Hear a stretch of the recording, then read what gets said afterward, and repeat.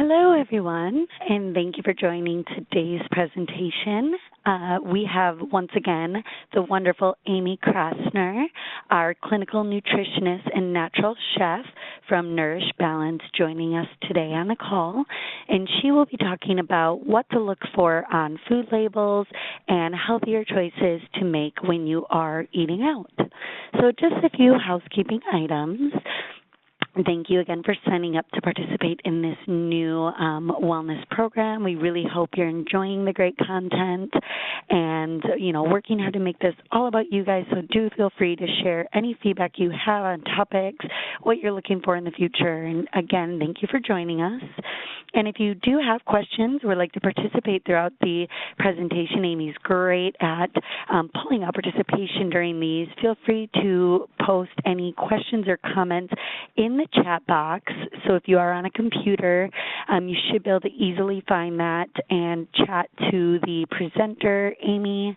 And you can also find it on your mobile device if you're using that, looking for the little icon at the top of your device, and then again choosing to chat with the presenter or Amy. So without further ado, I will hand it over to Amy, and thank you again. Great. Welcome, everybody. I'm excited for our topics tonight. These are some topics that we can use in our everyday life when it comes to nutrition. So we will dive in and get started, and please feel free to take some notes and definitely want you to participate. So I do want to do a quick test to make sure that you know where the chat box is. So if you can type in the chat box to let me know where you're calling in from, that would be wonderful. If you can find that chat box and just type in where you're calling in from.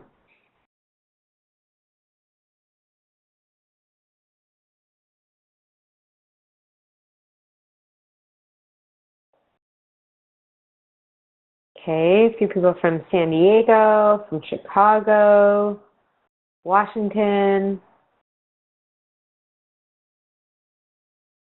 All right, Florida. Great, excellent. Okay, so we're going to go ahead and get started. Today we are talking about food labels, and then we are also talking about healthy restaurant choices. So this presentation is split into two different topics, and I will transition over from one to the other. So we'll make sure to cover both of these. We are going to start with food labels first. So our agenda for today, we're first going to talk about how to read a food label. Now, you may already be aware of, what to look for on the food label, or there may be a particular way that you normally read a food label. And what I'm going to do is show you the most updated way to do that and how I want you to reframe your perspective and what to look for first, and really make sure that we're following the most up-to-date nutrition recommendations with that.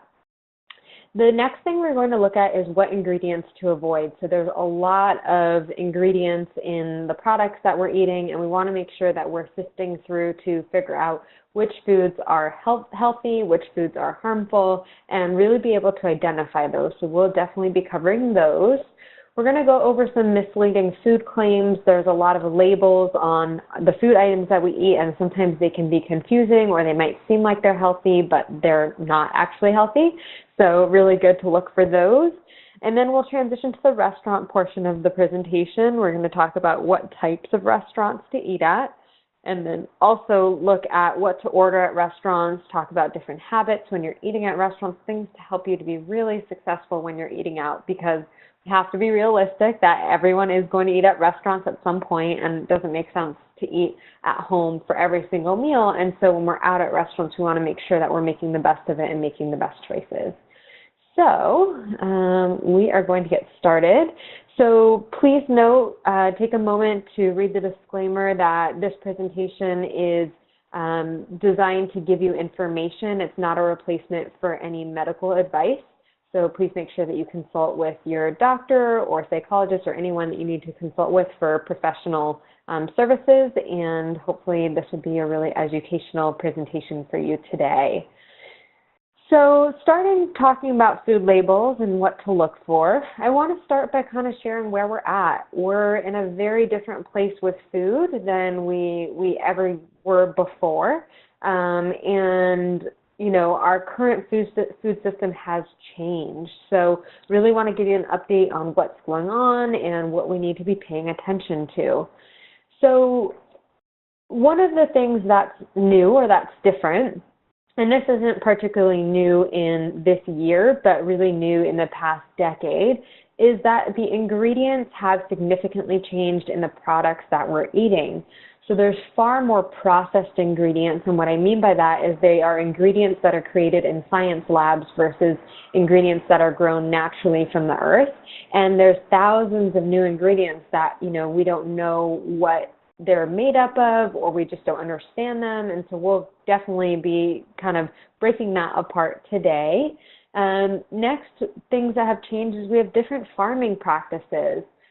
Farmers are in high demand to produce their crops quickly and also to grow the animals quickly, and so they're using things like pesticides and chemicals to keep away bugs so that their crop doesn't get ruined. And they're also treating our animals with antibiotics and hormones that the animals will grow faster and that they don't get sick. So farmers never used to do those things. These are just big agriculture things that are happening in the United States, and we just need to be aware of them so that we know what to look out for. Next is that we have less regulation by the FDA. So the FDA is the governing organization that is supposed to protect us. They are the ones who approve different food products on the market. And the FDA regulations are very minimal in the United States. There are thousands of ingredients that are banned in other countries, but that are allowed here in the United States. So we have less regulation, and the rules are very loose as far as which ingredients are allowed in our products. And we really want to know that we're being protected. So, if we're not being protected by the FDA, then we need to know what to look for as consumers. And lastly, we have more processed food items than ever before. So the food industry has grown. Instead of one box of crackers, when you go into the store, you have like 15 or 20 different boxes or types of crackers to choose from. And you'll see that there's way more food in the aisles of the grocery store and less food in the fresh areas of the grocery store. So you're noticing that there's more aisles, and inside the aisles are usually packaged and processed foods, not only processed foods, but definitely packaged foods. And then on the outside is the fresh food. So we're seeing a lot more processed food items than ever before. So that's kind of where we're at with our food system. Lots of things have changed, lots of things for us to look out for. So because of these challenges, I want to teach you how to be a food detective so that you know what to look for when you're shopping. Instead of guessing or being confused about the food labels, I want you to be really confident in knowing that the food that you're putting in your body is going to improve your health and not harm it. So that is where we are headed. All right. So for our first Q&A this evening, so whenever we have a Q&A, this is the time where you type into the chat box. This is the audience participation part, and this is the place where you're going to get the most out of it when you participate and take part in the presentation. So for these Q&As, then I want you to place your answer in the chat box and make sure that you're sending it to me. So our first Q&A is, what is the first thing that you look at when you read a food nutrition label? Are you looking at the amount of trans fats? So A, trans fats, B, ingredient list, C, calories, or D, serving size? If you can type in which one do you usually look at. So just picture yourself in the store picking up, or at home picking up a box of food, and then taking a look at what are you looking at first. Okay. So calories, something that I see very often, serving size, amount of sugar. So that was something that I didn't put on here, but something that we can definitely take a look at, how much sugar. Okay, excellent. So these are all great suggestions and places to look. So what I would like you to do first, the steps for reading the food label, is the first thing that we want to do when we pick up a food item is look at the ingredient list. So the ingredient list is going to tell us about the quality of the food.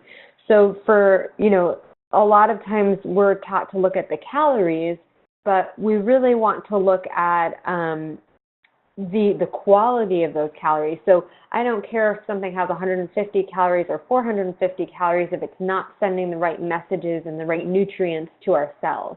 So that's the first thing that we're going to look at. So if you are looking at this image on the left-hand side for the Doritos package, the ingredient list is what you'll see underneath it. This one's a little bit hard to read, but I'll read a few things on there. So it says whole corn, vegetable oil, salt, cheddar cheese, maltodextrin, wheat flour, whey, buttermilk solids, partially hydrogenated soybean oil, cottonseed oil, corn flour, disodium phosphate.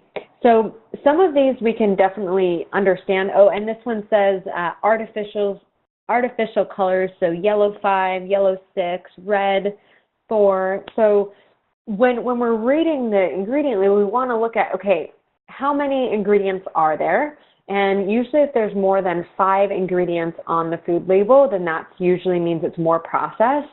And then we also want to look at what type of ingredients. So are these good quality ingredients? So can we pronounce them? Do we know where they come from?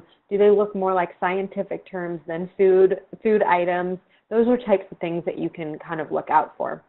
And the other thing to note is the order in which the ingredients are shown. So usually, and the way that the food label is required to list, is the first ingredient is what the product has the most of, and the last ingredient is what it has the least of. So it goes in order of how much of each of these ingredients are in this product. So that's something else to look at. Okay. After we've looked at the ingredient list, then we want to go look at the serving size, because the serving size is going to tell us how to read the rest of the label. So if the serving size says 1 package, then this information in the nutrition facts below the serving size is going to say how much is in 1 packet. But if the serving size says that it's half a packet, then we need to double all of the other numbers below. So that would mean that, if the serving size said half a package for this particular label, then it would be 300 calories, 16 grams of fat, etc. So we'd have to double it. So that's why it's important to look at that next. So then the third step, step number 3, is look how much sugar the food item has in it. And we're going to talk a lot about sugar and different types of sugar today, but really looking at how much sugar, you will start to be very surprised at how much sugar is in some of the food items. It adds up really quickly. So when you're looking at how much sugar, ideally I'd like you to look for products that have less than 5 grams of sugar in them. And if, there are some products like yogurts or certain items that you can't find even one of those products less than 5 grams of sugar. So look for the one that has the lowest amount of sugar and the best quality ingredients is what we're looking at. Okay. Next, we want to look at how many carbohydrates. So the reason why we want to do this is because in the United States, we have many people who have prediabetes and diabetes and heart disease, and the quality of the carbohydrate and the amount of carbohydrate is what is leading to some of these diseases or is contributing to some of these diseases. And so when we don't look at how much carbohydrates in, sometimes it's really hidden. We don't know that a food has a lot of carbohydrates in it. And again, throughout the day, things seem to add up. So for a snack, around 15 grams of carbohydrate would be appropriate. And for a meal, around 30 to 35 grams of carbohydrate would be appropriate. Now, again, we're not just looking at one line item on the nutrition label. We're looking at multiple different factors. So, the reason why I said to look at the ingredients first is because it doesn't matter how many carbohydrates are in it if the quality of the carbohydrates aren't good. We really want to start to look at that. Then I want you to start to look at how much protein is in it.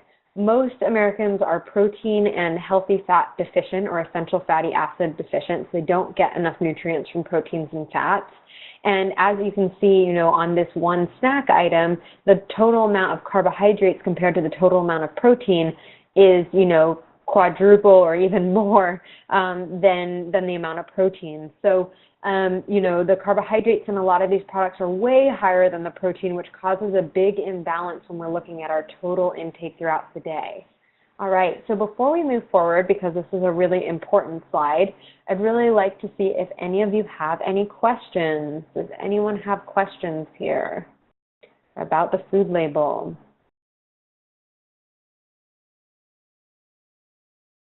Okay, someone's asking about sodium, amount of sodium. So it really depends on what is going on for you and your health. So if someone has high blood pressure, then looking at the amount of sodium is important, and we do want to take a look at those numbers. Now, my goal as a nutritionist is to give you the information and education and tools to be eating more fresh foods and less processed foods, and also more home-cooked foods and less restaurant foods. So if we're starting to shift to fresher items, then the amount of sodium in the few packaged items that we eat is not that important. But if we're eating at restaurants and we're eating packaged food items, of course the sodium is going to be really high. And so it's not just about looking for the items that are low in sodium, but it's really about starting to change your food habits so that you're not ingesting such high amounts of sodium. So that is something to take note of, that fresher foods and home-cooked foods do not have as much sodium in them, because sodium is used as a preservative in many cases. Okay, so those are the 5 steps to reading a food label. Again, retraining your eye, the first thing that you want to do is look at the ingredient list. That's the first place I want you to start looking. All right, so now we're heading into the ingredient list. So we're going to give you the tools to look at which ingredients you want to avoid. So there's a few slides here. This is just the first one talking about sweeteners. So a lot of times they are under hidden names, so I can't list them all here, but these are some top ones to look out for. So corn syrup or corn sweetener, high fructose corn syrup, dextrose, maltodextrin, cane syrup, and cane sugar. Now, I can't go into detail about all of these in one presentation, but I do want to highlight one ingredient on here and the reason why we want to avoid it, and that's high fructose corn syrup. So over the years, Americans have significantly increased their consumption of high fructose corn syrup, and that's mostly from sodas. We went from having 0 or no high fructose corn syrup from the time that it was created to having about 60 pounds per person per year. So during the time since high fructose corn syrup has been introduced into the food system, obesity rates have more than tripled and diabetes incidences have increased by 7-fold. So huge amounts of increases in some of the most common diseases that we see, and I'm sure that you see as nurses. So when used in moderation, so people say everything in moderation. Well, high fructose corn syrup is not something that we want in moderation, because the studies have shown that when used in moderation, it's the major cause of heart disease, obesity, cancer, dementia, and liver failure. So those are just a few of the conditions that high fructose corn syrup does not help and that it contributes to. And that's because when you have one soda that is sweetened with high fructose corn syrup, or one sports drink that has high fructose corn syrup in it, usually has about 17 teaspoons of sugar, because high fructose corn syrup is much sweeter and it's also cheaper than cane sugar. So the reason why these companies are using them is because it's cheaper.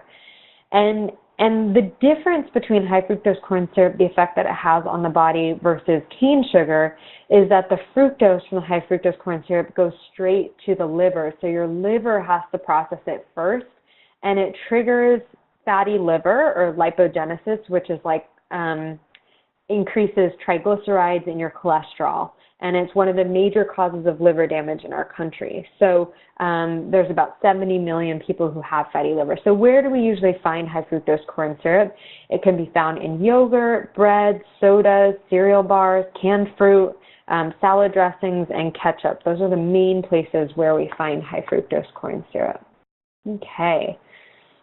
The next place we want to look, ingredients to avoid, is the types of oils that we find in our food. So I'm talking about the oils that you're cooking with, the oils that are found in packaged food, and the oils that are at restaurants.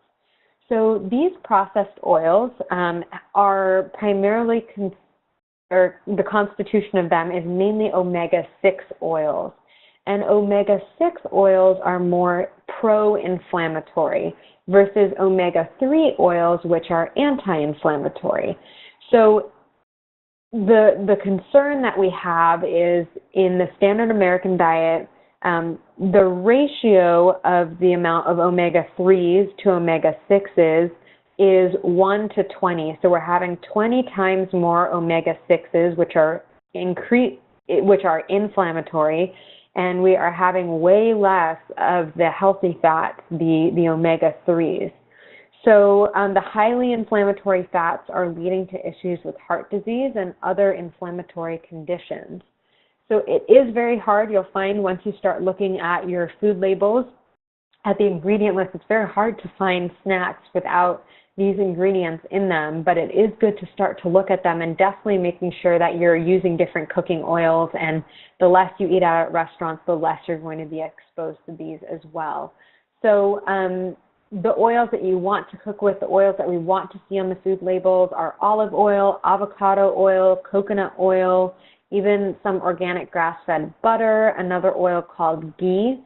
Those are the ones that we want to be focusing on, and way less on these oils. And so increasing your omega-3 fats is a healthy way to create a better balance, and decreasing these processed oils, these omega-6 fats, can make a really big difference in inflammation. All right. And I believe this is our last slide of ingredients to avoid. So these are some other ingredients that we want to look for. Soy protein isolate. These have been linked to estrogen in the body, or increased estrogen and breast cancers, as well as ovarian cancers. White flour, enriched wheat flour. I know that we think that whole wheat flour is healthy for us. Whole grains are healthy for us, but when it becomes super refined like the wheat flour, it still has a big effect on our blood sugar. MSG, food coloring, food dyes, and fractionated oils. So MSG is something that you may have heard of. It's something that is commonly promoted. You know, some of the nutrition labels say no MSG. So I want you to know what that is and where that's often found. So MSG stands for monosodium glutamate. And it was invented in 1908 as a flavor enhancer, and it was started to be added to many foods that were in our food system, so in our packaged foods. So it's the misconception about MSG is that it's a flavor enhancer, but really when you have MSG on its own, it doesn't have a big taste to it. What MSG is doing is it's tricking your tongue and it's tricking your brain to think that it's getting a lot of flavor. So it becomes very addicting. So it's a chemical product that is really convincing our brain differently than what we're actually eating. It is considered an excitotoxin, which means that it overexcites your cells to the point of damage or death, which can lead to brain damage. MSG is often linked to Alzheimer's and Parkinson's. And really can have an influence on learning disabilities. So this is also important for kids as well as adults, really. So the common side effects linked to MSG include obesity, because it makes the foods really addicting, eye damage, headaches, fatigue, depression. These are some of the things that can be linked to MSG. And the main places that we find MSG are definitely in a lot of Chinese food uses MSG, as well as yeast extract. Different types of seasonings have MSG, added flavorings, broths, and then also Asian and Chinese foods. Now, it's not always labeled MSG. So now that we know that MSG is bad for us, or, we've been told even, there's a lot of labels that say no MSG, they might not say MSG in the ingredient list. It might be hidden under another name. So some of the names that you want to look out for on the ingredient list is monosodium glutamate. which is basically MSG, but it's the original name for it. So monosodium glutamate. Another short term would be glutamate, and the other one would be glutamic acid or hydrolyzed protein. Those are some of the things that it might be hiding under. So you can see how it can get really tricky. All right, so we have our next Q&A, and make sure to type in the chat box. So if you can write, what are some of the common food claims that you see on nutrition labels? Or should I say, what are some common food claims that you see on grocery items? So examples are fat-free or organic. What are some other labels that you notice in a grocery store, if you can think of any? Natural? Okay, yeah. So when something is natural, does that mean that it's actually healthy? That's a good question.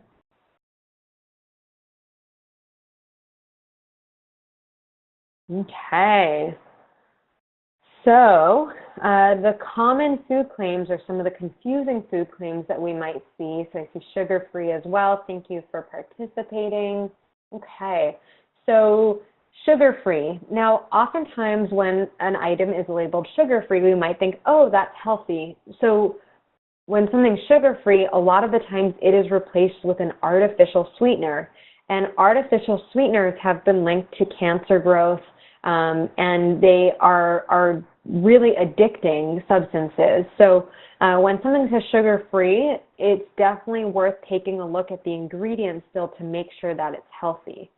Now, what does natural mean? I see this on a lot of meat products. I see this a lot of cheese products. I even see it on things like peanut butter that say natural on it. Now, the problem is when I start to look at the ingredients on something that's claimed natural, it can still say that it has artificial flavors in it, or it still has artificial ingredients. And that's really concerning for us because we want to make sure that, you know, we can trust the labels on our food, but sometimes we have to look at it a little bit further. So what I'm trying to say is the term natural is not regulated by the FDA. It doesn't really mean much, and we still have to look at the ingredients. Fat-free was definitely more of a trend in the 80s and 90s, and it's not so much on the labels anymore. Oftentimes, if a product is reduced fat or low fat or no fat, then it is replaced with sugar there's sugar added to give the product more flavor. So part of the benefits of having, you know, full fat milk and having full fat cheese is that it has a more rich flavor and it's got a lot of nutrients in it. And when we start to go fat free, that flavor goes away and we have to really, you know, they have to replace it with sugar or with something else that makes it taste good. So not necessarily a great claim, fat free, natural, sugar free. Now, these two last claims are really things that we want to look for. So, you know, when something says organic, it doesn't just mean that it's more expensive, and sometimes it's not even more expensive. You know, organic means that there are no antibiotics, no pesticides, no hormones, and no chemicals on the food. And the Organic Association is the only organization that goes out to these different farms and different manufacturing plants and make sure that they are following the guidelines. So if something says that it's natural, or even if it just says antibiotic-free, hormone-free, it's not fully regulated. It needs to say organic on there to be sure. And that doesn't mean that you have to buy everything organic. It means that, you know, you want to pick and choose. But if you're buying animal products, I really recommend for them to be organic. And the other thing is just because it's organic doesn't mean that it's healthy. I see things like organic cookies and organic ice cream and organic crackers, and you know, it doesn't mean that the ingredients are nourishing or healthy for you. So just keep that in mind. And then the last thing is non-GMO, non-genetically modified. And genetically modified organisms have really changed in the industry. So this means that these foods are being processed in labs and they have been altered, so they're not their original state. And there's not a lot of research on the effects that the genetically modified organisms in our food have on our health. They haven't been around long enough, and there's a really big concern about what happens to our food when we start to genetically engineer our food. So when it's not how nature intended it for it to be. So non-GMO is something that would be good to look for, as well as organic. All right. So before we move to restaurants, does anyone have any questions about the label claims? Anyone have any questions about what to look for on the food label? Any of the ingredients that I shared to look out for? Have any questions? Okay. Well, next time that you're in the grocery store, you may have some questions that pop up, and definitely feel free to write them down. And at the end of the presentation, I do give my contact information, so you can send me a question if something pops up once you're actually seeing this in real life and you are, out and about in the grocery store. So please use that as a resource and write down any questions that you have. Okay, so for the second half of our presentation today, we're going to talk about restaurant choices. So as a nutritionist, I think that, we have to be realistic. We have to take a look at lifestyle. We are busier. We have, more stressful schedules. It's not possible to cook every single meal at home. And I want to make sure that when you are eating at restaurants that you know what to look for and can make the healthiest choices. So here we go. All right, our first Q&A. What types of restaurants do you usually go to? And you can just type in the, look here, do you go to fast food restaurants? Do you go to restaurants like breakfast restaurants like Denny's or Olive Garden, Mexican food restaurants, farm-to-table restaurants, vegetarian, Mediterranean, like bar food, bar and grill? Where do you usually go?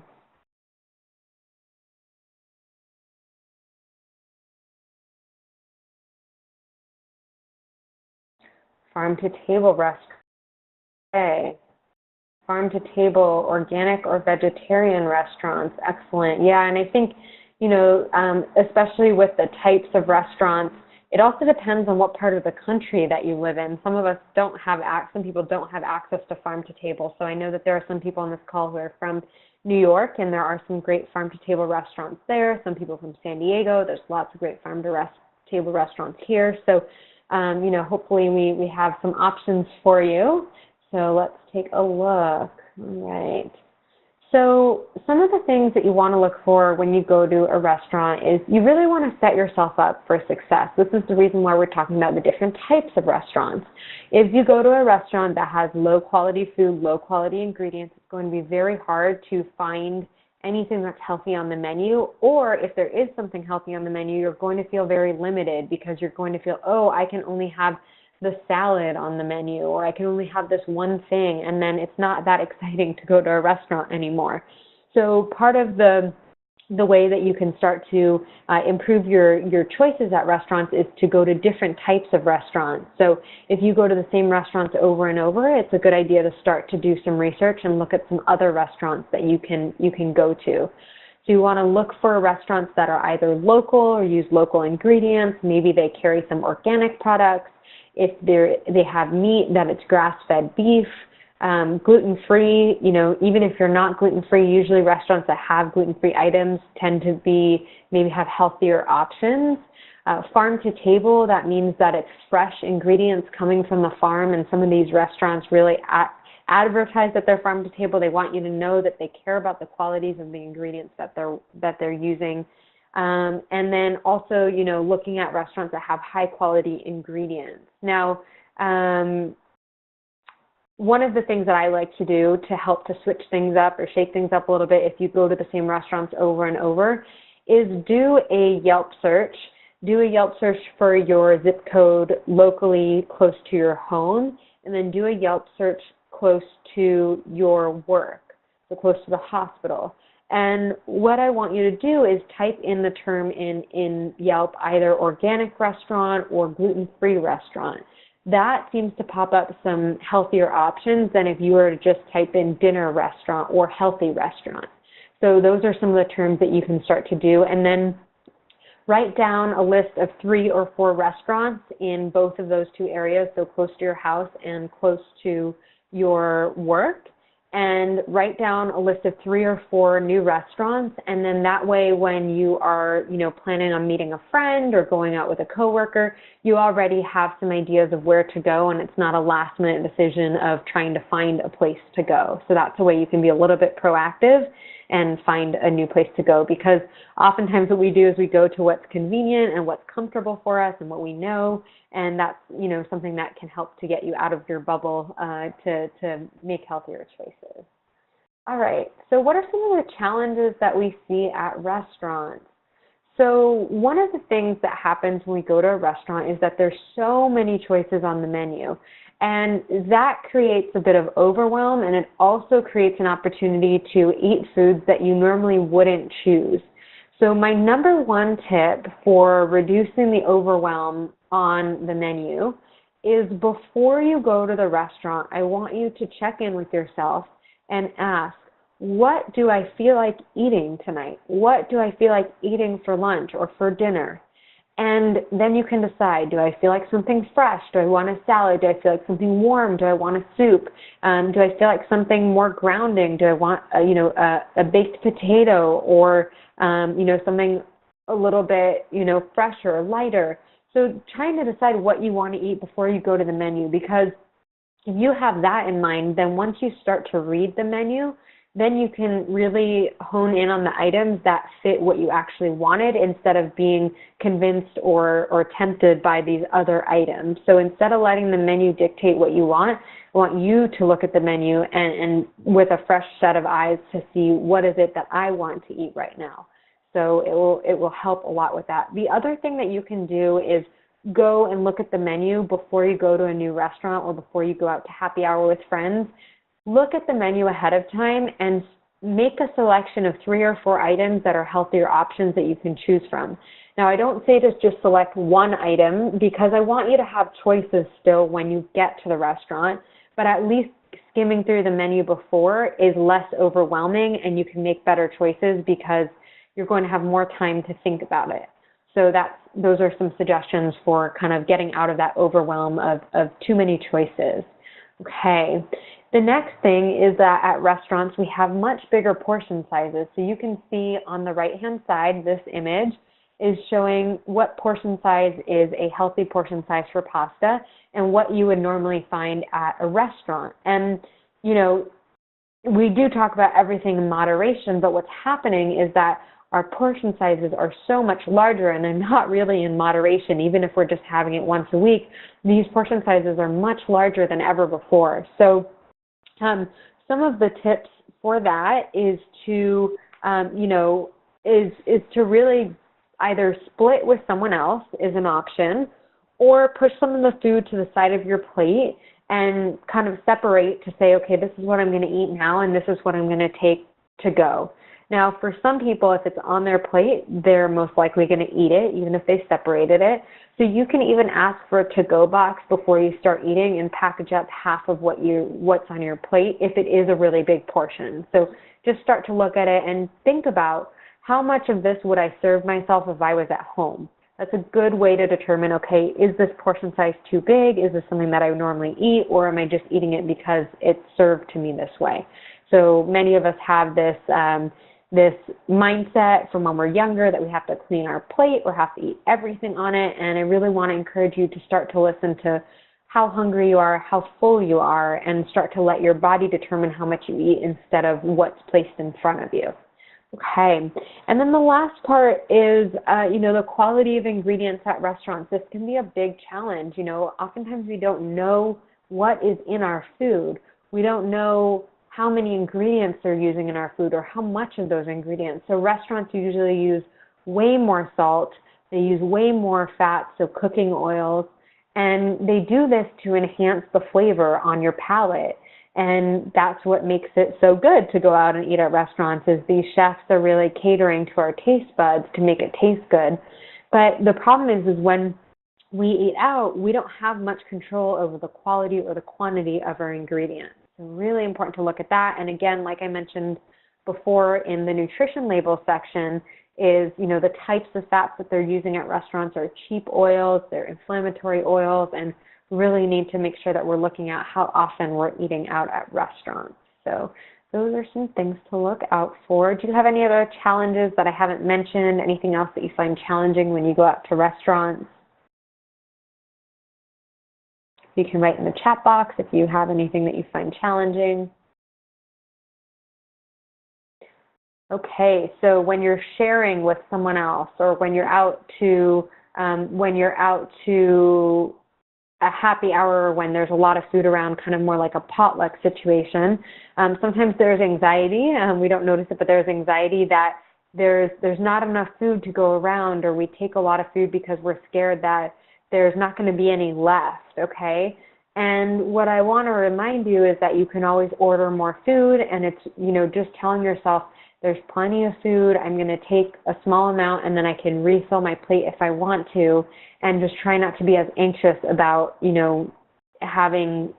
thinking that there's not going to be enough food when really there's usually leftovers or there's more than enough food. So it's more of a mindset shift and really looking at it differently instead of coming at it from a scarcity place that there's not going to be enough food.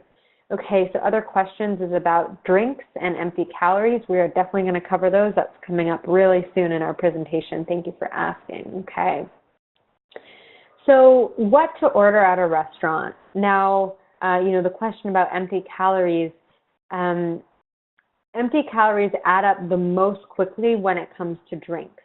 So what empty calories mean is that we're taking in a large amount of calories that don't have any nutrients to them. So they're not providing nutritional benefits to your body, but we take in a large amount. And the reason why we take in a large amount of empty calories is because they don't fill us up and they're not satisfying to the body. Our body still feels like it needs to get the nutrients from food even though we've already eaten a lot.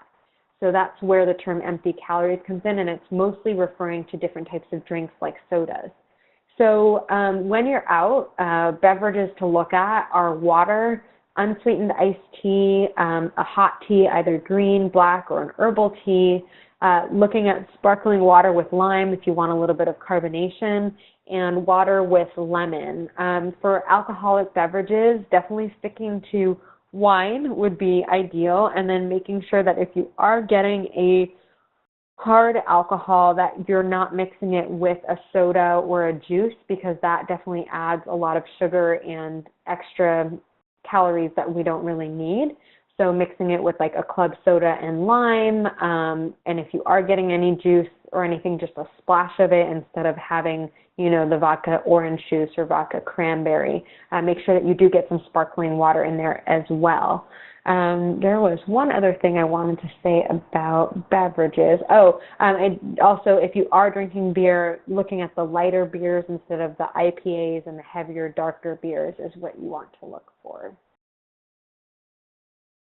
One other suggestion I have with beverages is that if you are drinking alcoholic beverages, that you try to wait until you have some food in your system before you start drinking, because once you get that first drink in your system and you don't have that much food in your system, the alcohol content goes into your bloodstream much faster, and you're more likely to drink more throughout the evening than if you were to wait and have some food in your stomach before you start to drink. So that's something that can help as well. Okay, so food, what to look for. So some of the things that you want to look for and what to order are looking at the type of cooking method that they use. So really looking for things that are grilled, stir-fried, or baked instead of having fried items. So tempura, and if you're looking at sushi, tempura is fried, or even fries and chips and those types of things. Fried chickens, anything that's considered fried, we want to try and avoid, and really look for things that are steamed or baked or stir-fried or grilled. Next, I really want you to focus on having some type of vegetable on your plate. So that could be cooked, that could be, broccoli, or it could be a vegetable medley that's cooked, or having a fresh salad, either as part of your main or as a side dish. All right, so when you're ordering, one of the things that adds up very quickly is carbohydrates. And carbohydrates aren't bad. We actually need them for energy, and we need them for our brain to function. But we want to look at the types of carbohydrates. So I really want you to start looking at good quality carbohydrates. So we really want to start to reduce the amount of breads, the amount of wraps, pasta, pizza, things like that. And one of the ways to do that is if you're at a restaurant and you get a sandwich, taking one piece of the top off, or if you get a burger, taking one piece of the bread off. So you're cutting the carbohydrates in half there. And the last tip is to choose one carbohydrate per meal. So what I mean by that is very often at restaurants, there will be multiple carbohydrates on the plate, and it really causes an imbalance in your intake of macronutrients. So there's not enough protein and there's too much carbohydrates. And the best example for that is when you go out to a Mexican restaurant and you've got beans, you've got rice, you've got tortillas, you've got chips. Those are 4 different types of carbohydrates in one meal, and usually the portion sizes are more than one serving. So we may be getting up to 6 to 8 servings of carbohydrates in just that one type of restaurant, one type of meal. So really starting to look at, okay, how many carbohydrates are here? Maybe I'll have the beans or the rice instead of the beans and the rice. That's one way to look at it. Or maybe if I'm getting the bread or the bun on my burger, I won't get fries too. Or maybe I'll get fries and I won't get the bun. Just ways to start to reduce the amount of carbohydrates. And you'll also feel full for longer if you add in more protein, and it will be more satisfying. So carbohydrates fill us up really quickly, but then we're hungry soon after, and they really don't hold us over for very long. So that's something to look at. Okay, so here are some examples of healthy upgrades when you're going to a restaurant. So for burgers, you might want to do bunless. Some places call it lettuce wraps. Some restaurants actually call it like a naked burger, so naked without the bun. So those are some terms to look for. Even if it doesn't say on the menu that they do a bunless burger, you can ask for it without the bun. And oftentimes they'll ask, do you want it over a salad or do you want it lettuce wrapped? Those are 2 different options. That's something to look at. Open-faced sandwich, that was what I was talking about in the last slide, where you take one piece of bread instead of 2. So they might serve it with 2. You're probably not going to ask for an open-faced sandwich when you order it. But when it comes, the first thing that you can do is take off one piece of bread and either eat it with a fork or a knife, or you can oftentimes still eat it with your hands. Really looking at, the type of side dish that you choose, so either a side salad or fruit instead of things like fries, or so instead of things like French fries or chips, trying to look for a healthier option. Grilled fish tacos instead of fried fish tacos. Again, that goes back to the type of cooking method. It's going to be much healthier when it's not fried in high heat oil. Fresh fish instead of tempura fish, I mentioned that. Curries instead of noodle dishes. So when you go to an Asian restaurant, starting to look at, okay, what are some other things that I can order? Either a stir fry or a curry instead of a heavy noodle dish, or maybe a rice dish instead of a noodle dish would be an upgrade. And then salads with protein and olive oil dressing. So, I don't think that every time you go to a restaurant you need to order a salad. That's not the only option. As you can see, there are some other options here. But it is a healthy, fresh option that usually has clean ingredients if you order a salad with some protein on it. And then I say olive oil dressing because a lot of dressings are cream-based or they have processed oils in them, and we just want to have a healthier salad dressing. So if they don't have, if they don't have an olive oil vinaigrette, then maybe ask for olive oil and balsamic and get a healthier option. And then for dessert, maybe getting something that has fresh fruit in it or has fruit in it like a sorbet instead of an ice cream, or you can share a dessert. Those are some examples of healthy upgrades. And here are a few more restaurant tips that I think are helpful to pay attention to. So one of the things that I see most often is people will go from lunch until dinner and not eat any snacks throughout the afternoon. And what happens is they end up showing up to dinner at the restaurant or at home, and they're way too hungry. Their blood sugar's low, they haven't eaten for a long time. And when you show up to a restaurant when you feel that way, the first thing you're going to want to do is order more food than you normally would, and you're also going to want to order something that's more carbohydrate-based or something that will get your blood sugar up really quickly. So if you prepare yourself, if you know you're going out to a restaurant, make sure to eat a snack, in the afternoon and not show up too hungry when you are going to the restaurant. So that will help to prevent and help you to make healthier choices. Even if you are going to the restaurant in an hour and you start to feel hungry, don't wait. I would still eat a small snack so that you can not show up so hungry to the restaurant. And by the time your food finally gets served to you at the restaurant, you're going to be extra hungry at that point.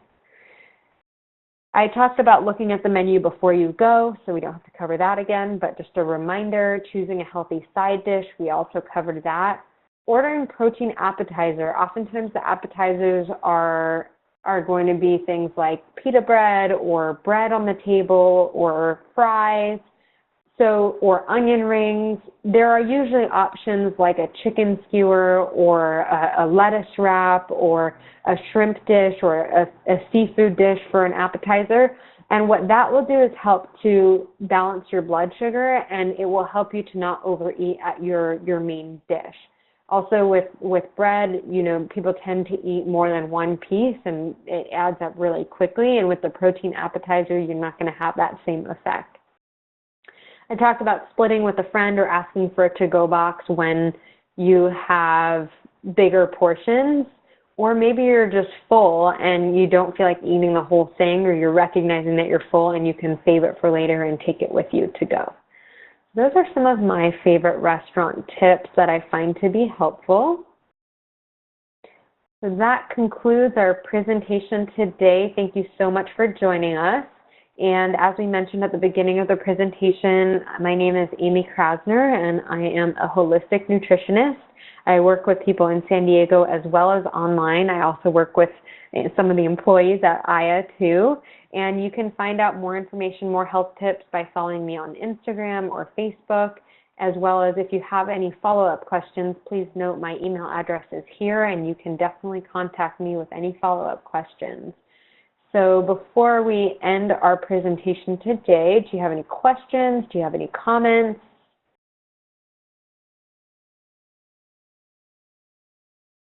Okay, well, I'd like for you to enter in one comment in the chat box to conclude our presentation. And the question is, what is one new thing that you learned today, either about reading facts on the nutrition labels or for restaurant tips? One new thing that you learned, or one thing that you plan to implement and take with you.